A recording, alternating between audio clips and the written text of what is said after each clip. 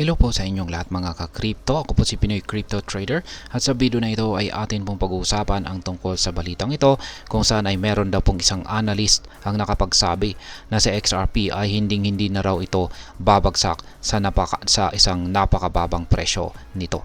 Kaya ayan po ang siyang ating pag-uusapan sa video na ito. Pero bago po tayo magpatuloy ay nais ko lamang po munang bigyang linaw ang aking disclaimer kung saan ang nilalaman po ng video na ito ay hindi po ito isang financial advice. For education and information purposes lamang po ang layunin nito. Ngayong araw na ito ay tinalakay ng CryptoTank ang isa po siyang kilalang commentator sa XRP community na maaaring hindi na bumaba ulit ang presyo ng XRP sa presyong $1. Sa kasalukuyan ay naglalaro po ang presyo nito sa 0.5476. Sinabi po niya ay mayroong malaking mga kaganapan na posibleng magdala ng mas mataas na presyo para kay XRP. Ngayon ay ano ang papel ni Ripple sa pag-angat ni XRP? Sa nitong October 22 ay dadalo po sina Ginoong Chris Larsen, siya po ang chairman ng Ripple, si Brad Garlinghouse, siya naman po ang CEO, ay dadalo po sila sa isang Federal Reserve meeting. Gaganapin po ito sa Philadelphia sa 8th Annual FinTech Conference na pinangungunahan ng ilang malalaking universidad tulad po ng Columbia University, University of Cambridge, Wharton School ng University of Pennsylvania at ang Brookings Institution. Ang mga pag-uusap dito ay inaasahang magbibigay daan para sa mas malalim na pag-unawa sa fintech at posibleng magbunga ng mas mataas na pagtangkilik kay XRP.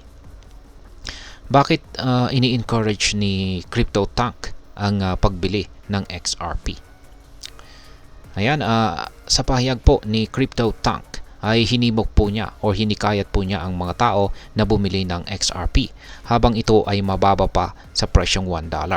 Maraming naniniwala na ang mga kaganapang ito ay magdudulot ng pagtaas sa presyo ni XRP.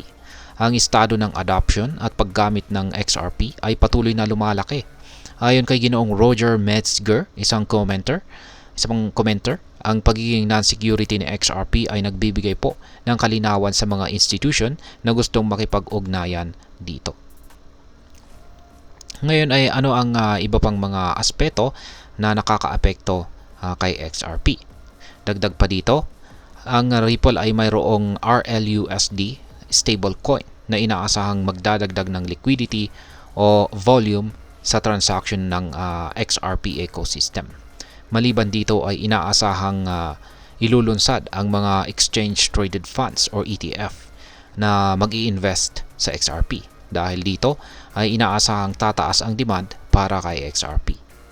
Ngayon ay ano naman ang naging reaksyon ng mga skeptics o mga taong hindi sumasang-ayon dito. Sa kabila po ng mga positibong pananaw ay may ilang tao pa rin ang hindi naniniwala na tataas ang presyo ni XRP. Isang commenter ang nagsabi na mananatili ang presyo ng XRP sa ilalim ng $1 sa susunod na taon.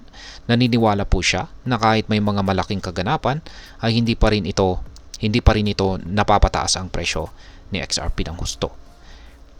Ayan. Ngayon ay ano naman ang aking masasabi tungkol dito.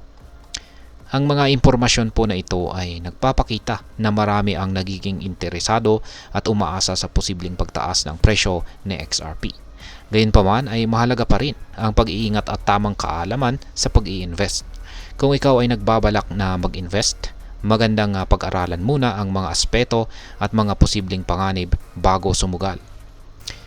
Kaya ayan, hanggang dito na lamang po tayo sa video na ito mga ka-crypto. Sana po ay inyong nagustuhan ang aking paliwanag sa video na ito. Kung inyo po itong nagustuhan ay pakiclick lamang po ang like button nito. Para naman po sa mga bago lamang dito, kayo po ay aking inaanyayahan para mag-subscribe.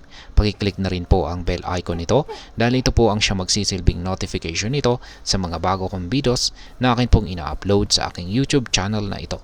Marami pong salamat sa panonood, ingat po tayo lagi at God bless po sa ating lahat.